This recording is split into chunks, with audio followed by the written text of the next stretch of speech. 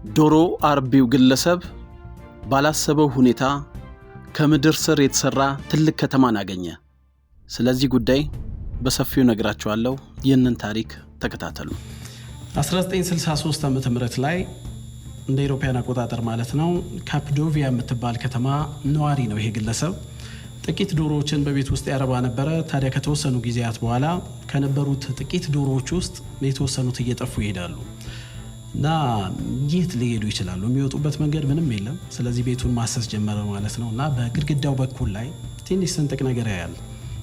በተወሰነ መልኩ አነስተኛ የሚባሉ ዶሮዎችን ሊያሳልፍ ይችላል ያ ስንጥቅ እና ወደ ውስጥ ግን ምንድን ነው ያለው ነው ከግድግዳው ውጪ ምንም ሊሆን አይችልም አይደል? እና ወዴት ሊሄዱ ይችላሉ? አንደኛ ሲርባቸው መመለስ አለባቸው። ሁለተኛ ደግሞ ቢያንስ ድምጻቸውን ለመስማት ሞክሯል እና እዛ ውስጥ ከሆኑ ውስጥ ይልስማ ብሎ ምንም አይነት ድምጽ አልተሰማም። አለፈው ወይ ነው ጉዳዩ። በሁለተኛው ቀን ሌላ 2 ዶሮዎች ጠፍተው ሆነ ማለት ነው እና ጠፉበት። ስለዚህ አማራጩ ምንድነው? አይሲ ለምን ግድግዳውን አላፈርስም በሚል አፈረሰው ማለት ነው። የሚገርመው ነገር ልክ ግድግዳውን ሲያፈርስ ከግድግዳው ጀርባ ያገኘው ድብቅ የሆነ ዋሻ ሆነ ማለት ነው እና ግለሰቡ በፍርሃት ነው የተዋጠው። የራሱ ቤት ውስጥ ነው ያለው እና ጨለማ በወረሰው ዋሻ ነው። ስለዚህ ችቦ ነገር ያዘ፣ ባትሪም ነገር እያበራ ወደ ውስጥ መጓዝ ይጀምራል እና ጉዞውን እያደረገ በሚሄድበት ሰዓት እኔ የምጓዘው የሚሰማኝ ስሜት የሆነ ቁልቁለትን እየወረድኩ እንደሆነ ነው የሚለው ይሄ ግለሰብ። ስለዚህ ወደ ታች ነው እየሄደ ያለው ማለት ነው እና ምድር ስር ላይ ጉዞውን ቀጠለ ማለት ነው። እየሄደ ጨለማውን እያለፈ ሲሄድ የሆኑ ክፍሎችን አየ። የተከፋፈሉ ክፍሎች ናቸው፣ ቤቶች ነገር ናቸው። በራቸውን ሲመለከተው ድንጋይ ነገር ነው እና እነዛን ድንጋዮች በእጁ ሞክሮታል ለመዝጋት። ነገር ግን በእጅ እንኳን የሚነሳ ነገር አይደለም፣ በጣም ትላልቅ በመሆናቸው ማለት ነው። አይ ከዚህ በኋላማ የሚመጣብኝን ነገር ስለማላቅ ወደ ኋላ ሳይጠፋብኝ ብመለስ ይሻላል ብሎ አሰበ ማለት ነው ይሄ ሰው። ስለዚህ ወደ ኋላ ሲመለስ ያገኘው ያው የራሱ የፈረሰውን ግድግዳ ቤት ይሆናል ማለት ነው እና እዛ ጋር ከደረሰ በኋላ ወደ ቱርክ መንግስት አቀና። ወዲያውኑ ለቱርክ መንግስት የገጠመውን ነገር ተናገረ። እንግዲህ ካፕዶሺያ የምትባለው ከተማ ጥንታዊ ከተማ ነች። በጣም ቱሪስቶች አሁን ላይ የሚጎበኟት ከተማ ነች።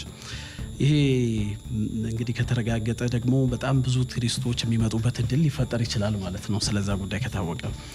ስለዚህ ይህ ዋሻ ቀደም ሲል የገለጽኩት ግለሰብ እንግዲህ ቁልቁለቱን ወርድ ነበር ያለው እውነቱን ነው ሲያረጋግጡ ማለት ነው እና ወደ ታች ነበር የተጓዘ የነበረው። ያ ደግሞ 83 ግለሰብ ሰፊ ዋሻ ነው። የቀድሞ ስልጣኔ እንደሆነ መቅደሶችም አሉት። የወይን መጥመቂያ ስፍራም አለው። የከርሰ ምድር ውሃ ደግሞ የሚያወጡበትም ተገኝቷል እዛ ስር ላይ። እንግዲህ 83.8 ሜትር በሮቹ የሚዘጉት። በሩ ደግሞ ሲዘጋ ከውጭ ሆኖ መክፈት የማይቻል ከውስጥ ያለ ሰው ብቻ መክፈት የሚችለው ነው የተደረገው። ስለዚህ የሆነ ጥቃት የሚደርስባቸው ሰዎች ሊሆኑ ይችላሉ ማለት ነው እና ከውጭ ከፍቶ ሰው እንዳይገባባቸው የሚያደርጉ ሊሆን ይችላል ብለው የደህንነት ጥበቃ ያደረጉ እንደሆነ አንዱ ማሳያ ይመስላል። ይሄ ዋሻ ዳሪኩ የምድር ዋሻ ተብሎ ስያሜ ተሰጥቶታል እነዚህ ሳይንቲስቶች ከገቡ በኋላ ማለት ነው። የሳይንቲስቶቹ ትንታኔ ምን ይመስላል? ትንሽ ነገሮችን ላንሳ። በሆነ ጊዜ ላይ በዚህ ዋሻ ውስጥ አሉ ካገኟቸው መረጃዎች አንጻር ብለው ገልጸዋል። እንደ መነሻ ያደረጉት ምንድነው በወቅቱ ኤዥያ፣ ይሄ መካከለኛው ምስራቅ፣ የአውሮፓና ሌሎች ዋና ስፍራዎች መገናኛ ነች እቺ ቦታና በዛ ዘመን ላይ የሮማውያን ይሄ ፐርሺያ የምንለው ኦቶማን ኢምፓየር እዛው አጠገባቸው ሆኖ ራሱ እነሱን የሚያጠቃቸው እንደነበረ ታሪኮች ይዘግባሉ አይደለ? በጣም ብዙ ቦታዎች ላይ እነዚህ ታሪኮች ይገኛሉ። ስለዚህ እሷ ደግሞ ለሁሉም ነገር ስለምትመች በዛ አካባቢ ላይ ያሉት ጥቃት እንዳይደርስባቸው ይሄንን ቆርቆሮ ሰርተውታል ነው እና ማንም እንዳያገኛቸው ደግሞ ከምድር ስር ነው ይሄንን የሰሩት። በሩንም ደግሞ በድንጋይ የሚዘጉት ለዛ ነው በሚል እንግዲህ ሰቆቃ ይደርስባቸው ነበር። ስለዚህ እነዚህ ክርስቲያኖች ተሰብስበው ያንን ቦታ ቆፍረው ሰርተውታል እና እዛ ውስጥ ተደብቀው ነበር በሚል ደግሞ አስቀምጠውታል። ከ1080 እስከ 780 የዓመተ ዓለም ድረስ የነበሩ ናቸው ብለው አንዳንዶች ያስቀምጧቸዋል። ሌላው ምናልባት 14ኛው ክፍለ ዘመን ላይ የቅርብ ጊዜ ታሪክ ላንሳና የኦቶማን ኢምፓየር እንግዲህ ዓለምን እንዴት ተቆጣጥሮ እንደነበረ እናስታውሳለን እና ግዙፍ የሆነው ይሄ የቱርክ ስርወ መንግስት የደህንነት ሰዎች መሰብሰቢያ አድርጎት ነበረ። ከምድር ስር ሆኖ ነበር እንግዲህ ሲተነትኑት የነበረው እንዴት ዓለምን እንቆጣጠር ብለው ሲሰሩ የነበሩበት ስፍራ ነው ተብሏል 14ኛው ክፍለ ዘመን ላይ።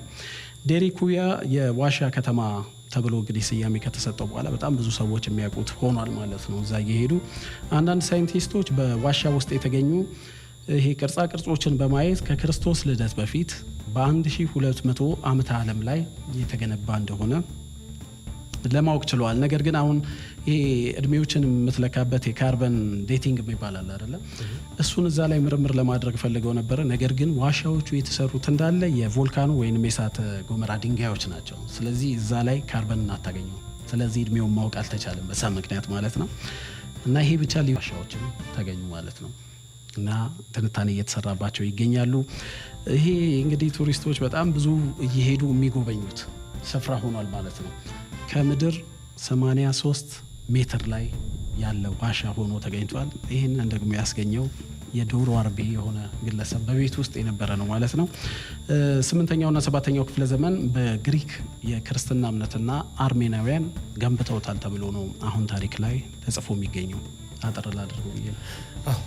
እጅግ የሚገርም ታሪክ ነው። ያው ከዶሮ ፍለጋ አዲስ ከተማ ወደ ማግኘት የተሄደበት ጉዞ።